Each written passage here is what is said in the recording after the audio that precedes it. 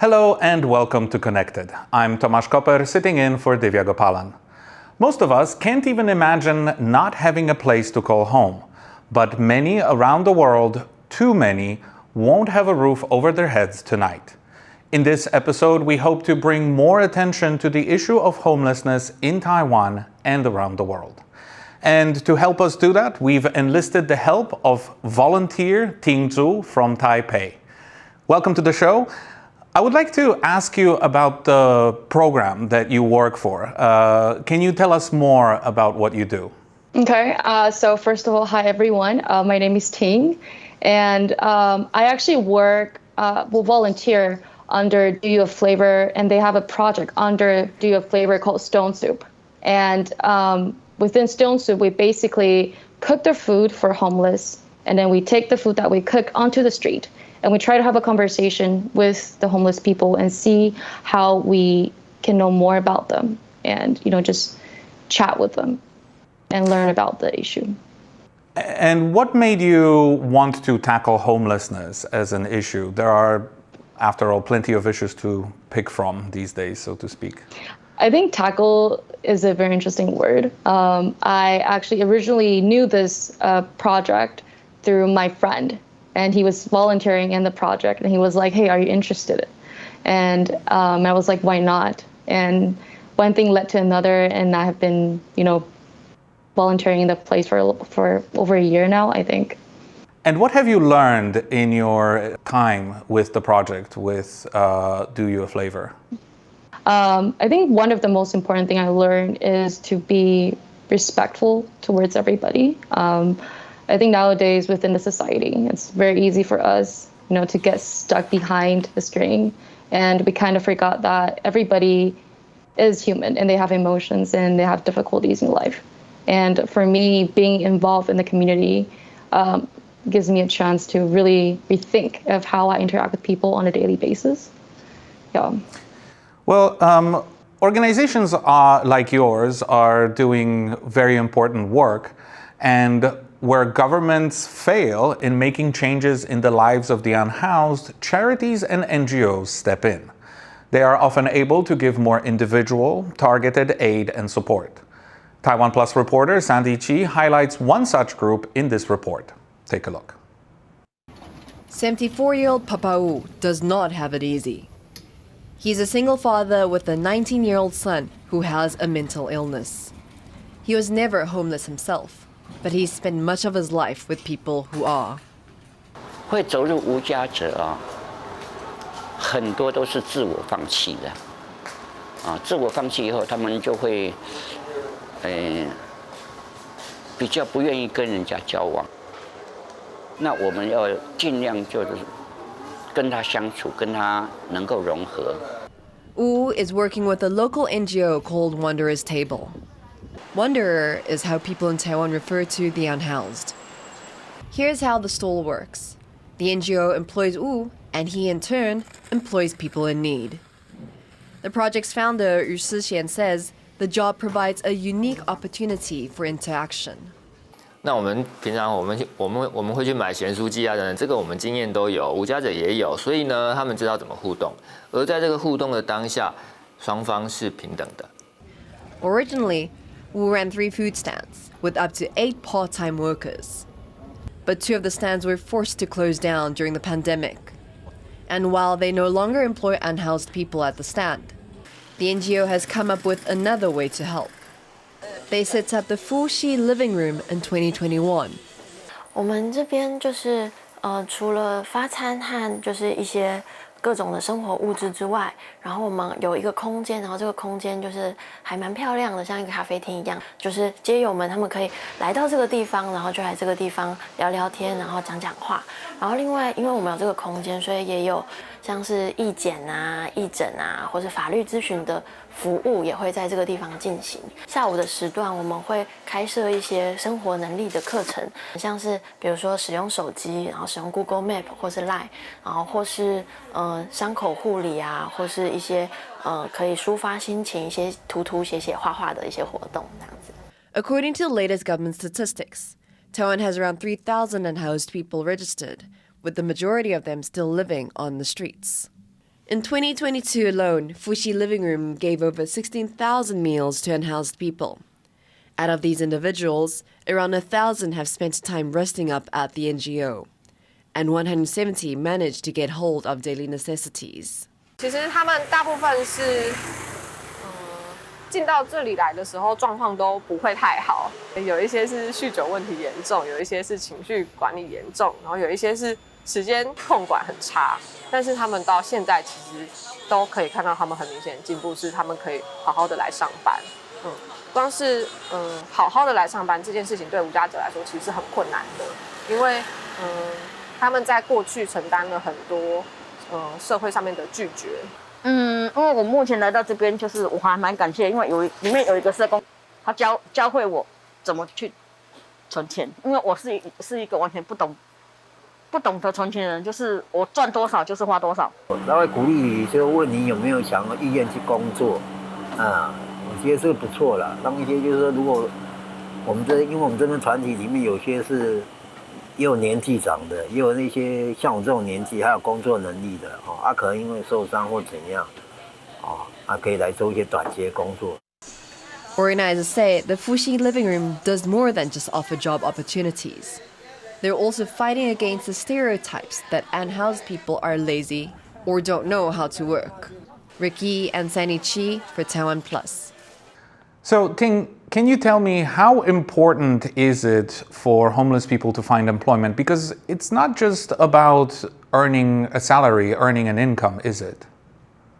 Right. I think for homeless people, above money, what we need to talk about is stableness. A lot of homeless people, they have the ability to make a certain amount of money, but most of them don't have a monthly salary, that kind of idea, meaning that they might be able to get a job now, a one-day job, a one-week job, but they don't know what their next job is. So they don't have a stable stream of income, and I think that's more of an issue rather than having money.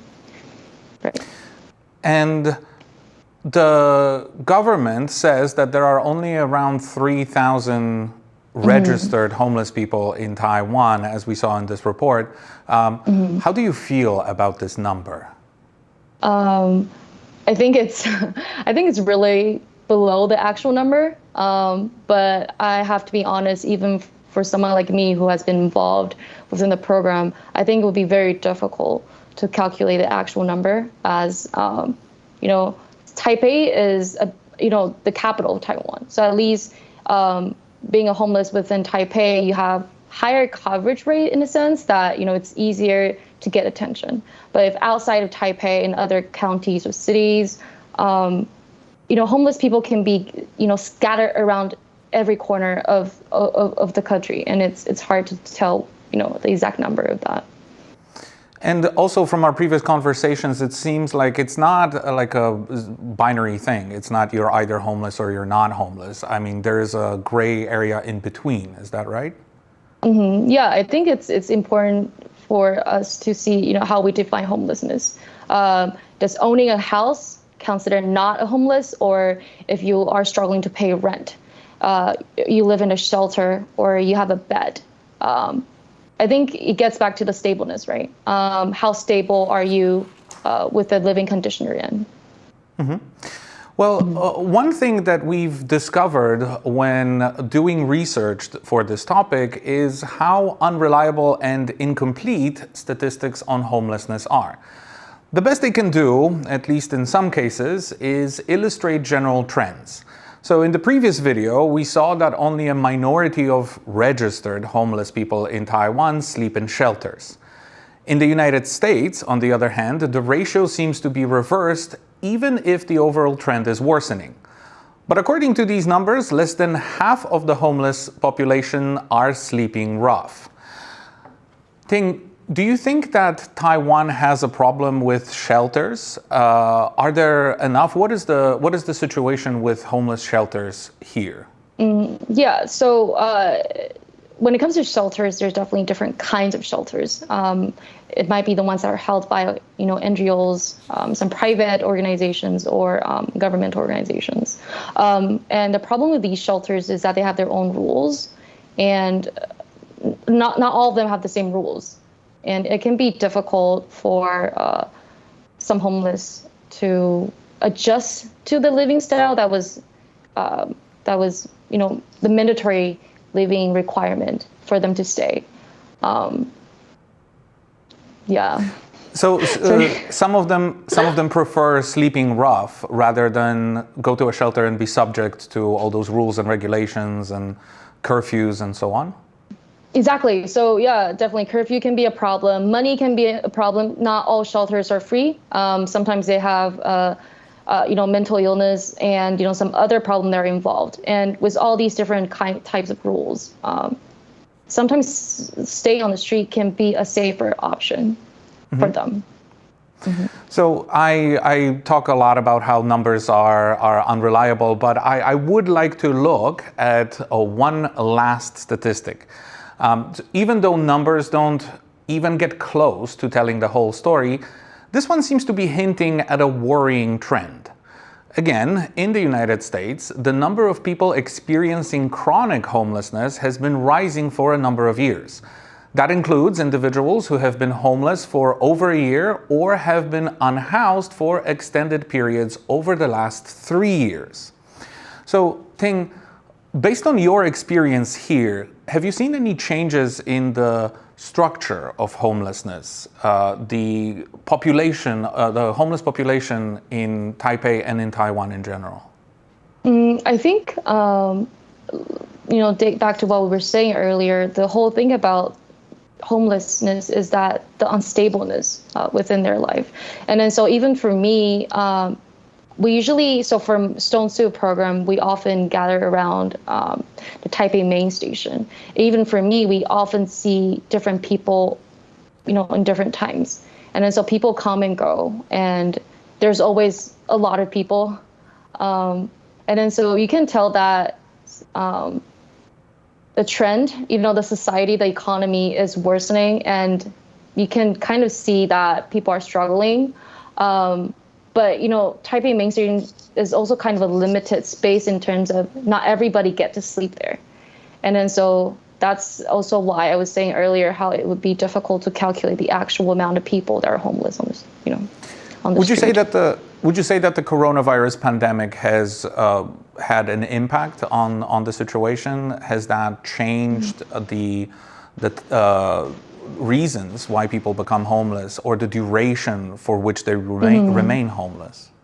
Yeah, I think one thing I learned about volunteering within this program or project is that there are way too many reasons for people to end up being homeless. I think it's human nature for us to try to find the costs and consequences, the reason of a certain phenomenon from happening.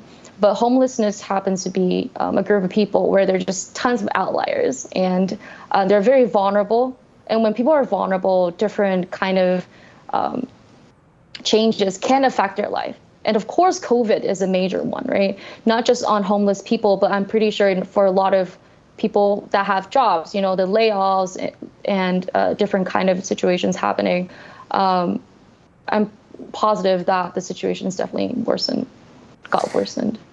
And again, we don't really have very reliable numbers here from Taiwan, but would you say that there is an increase of homeless population in Taipei following the pandemic? Has that pushed more people into that situation?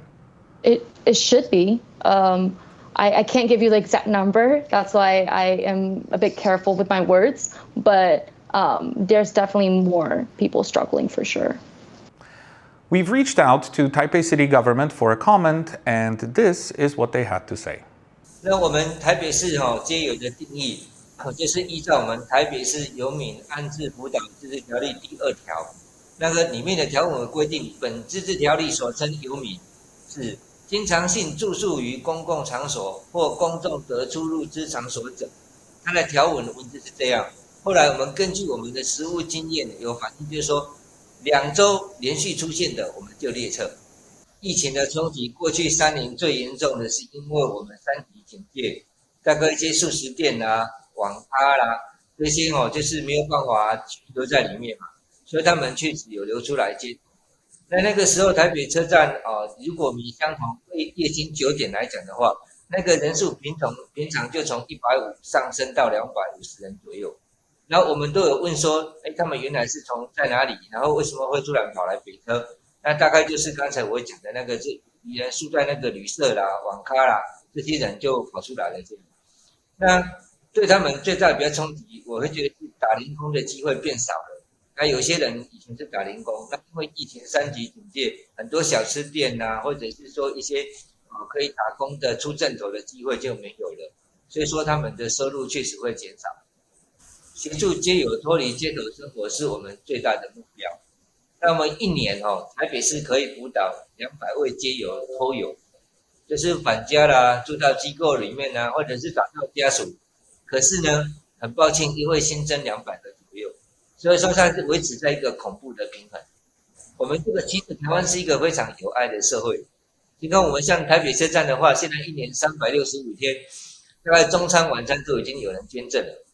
有人包场了这样，但是我会觉得说，对街友比较好的一个帮忙方式是，你如果觉得想要帮助街友，可以打电话来我们社会局，那了解目前街友是缺什么的那个资源。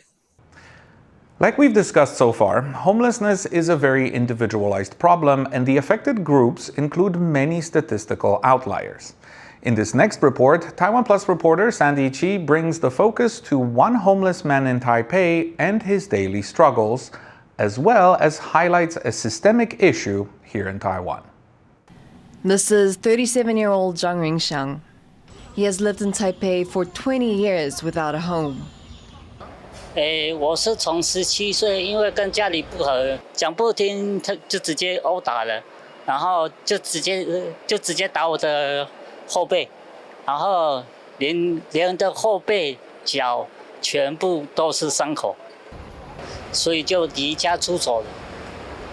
Zhang stays at this internet cafe near Taipei main station. It costs less than $5 to stay here overnight. Before he had the money to do so, he slept rough on the street. He says he experienced bullying from other homeless people. 就是有一个人。就是我完全都不认识，可是他凌晨之后，他叫我过去找他，可是我就是不理他。后来我隔天一早上，结果东西就整个不见了。In Taiwan, homeless people are often seen as lazy and unwilling to work. But that's not true of Zhang, who works multiple part-time jobs. These days, Zhang works 2 jobs. At a kitchen that makes meals for homeless people, and at a facility where homeless people can go to rest. Both are run by charity organizations. 就以前在台北车站睡的时候，就是民众说你好手好脚，你怎么不去找个工作来做呢？可是我的身体就有病嘛，然后你还要叫我去找个工作做。He had some struggles when he first started these jobs, but his co-workers say he's now settled in. 他在前期的状况也是没有办法面对突发状况，他就会很愤怒、发脾气，没有办法把他的工作完成。但是他现在已经学到了很多方法。Zhang works 24 hours a week, but that's still not enough to rent a cheap place in Taipei. Rental listings show that the most basic accommodations, a room without a toilet, go for around $140 a month. And rents have gone up in recent years, making it even more difficult for Zhang to find a place to rest his head. 无家者这件事情，它根本上来自于说，是因为贫穷而被排挤出来的，而被排挤于居住或租屋市场中。它真实的问题是住宅问题，它真实的问题是我们的政府不太愿意面对住宅问题这件事情。Zhang says he is grateful to have met people who lent him a helping hand. And his work has given him more confidence and a sense of purpose. 现在自己感觉自己就完全都不一样。我现在有工作，然后工作很快乐。Zhang may have a positive outlook on life, but he still hopes that one day he can settle down and find a place he can call home. Ricky and Sandy Chi for TaiwanPlus.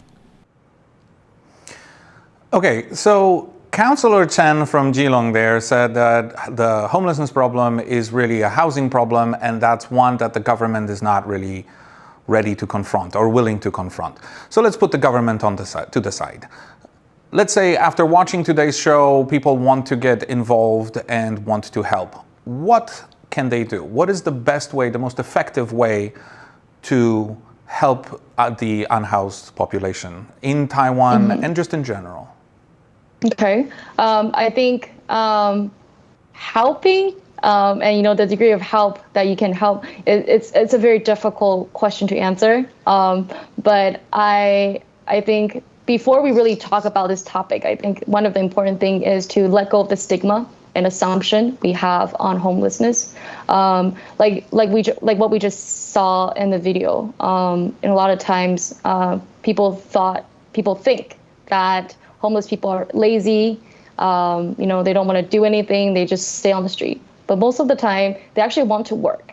They probably don't have the best education background. They probably don't have a lot of different ability to, work in different types of jobs, but they do want to work. And then so having, letting go of that stigma is important. And I guess from my point of view, what I learned throughout my volunteer is, just try to be nice, to understand that everybody's life is difficult. And, for example, if today I went to a supermarket to get a salad and it happens to be buy one, get one free, and I'll get an extra one. And I'll probably walk by one of the homeless and I'll be like, hey, do you want some salad? I think asking is important. It's the basic respect we can have on people. And also participating in volunteer work, there are, for example, Stone Soup.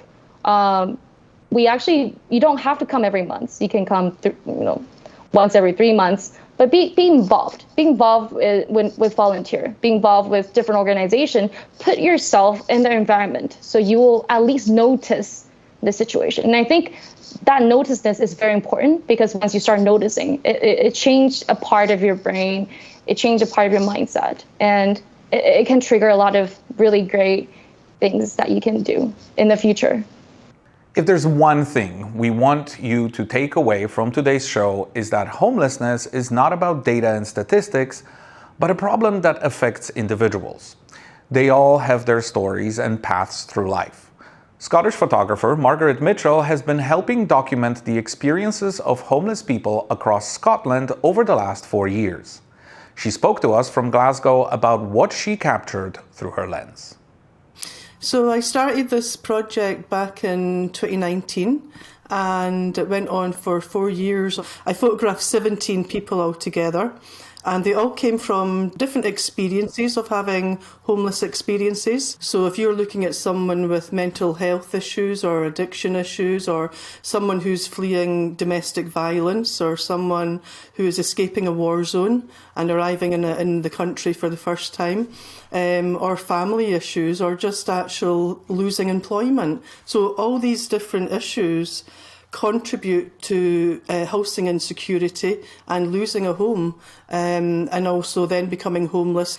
And it's an image which I took after Marcus had been living from the age of 15 through to the age of 31 in various forms of temporary accommodation. And this was the first time in 16 years that he had that. So that picture for me was him on coming up to Christmas in his first permanent home. So my takeaway from what we just saw is that everyone could potentially be in that situation at some point in their life. There are many factors that might steer people into homelessness or push them into homelessness. Have you seen stories like that here in Taiwan, where it's not a person that you would traditionally think of when hearing the word homeless, that actually end up in this kind of predicament? Mm-hmm. I think this can kind of date back to, I think, the first or the second video that we were watching. They were saying how homelessness in its essential is about losing the connection with the society. And then so from this perspective, we can see that, homeless is not really about, because I did something wrong. I made a stupid decision. I did something wrong, and which resulted in me, ending up on the street. but rather, I think throughout our life, there's always going to be time that we're vulnerable, that we don't know what we can do and we don't know what to do with our life. And then so if during that period of time, we don't have a safety net, someone to support us, anything can happen. Sometimes when you're falling down, suddenly you're just towards the bottom.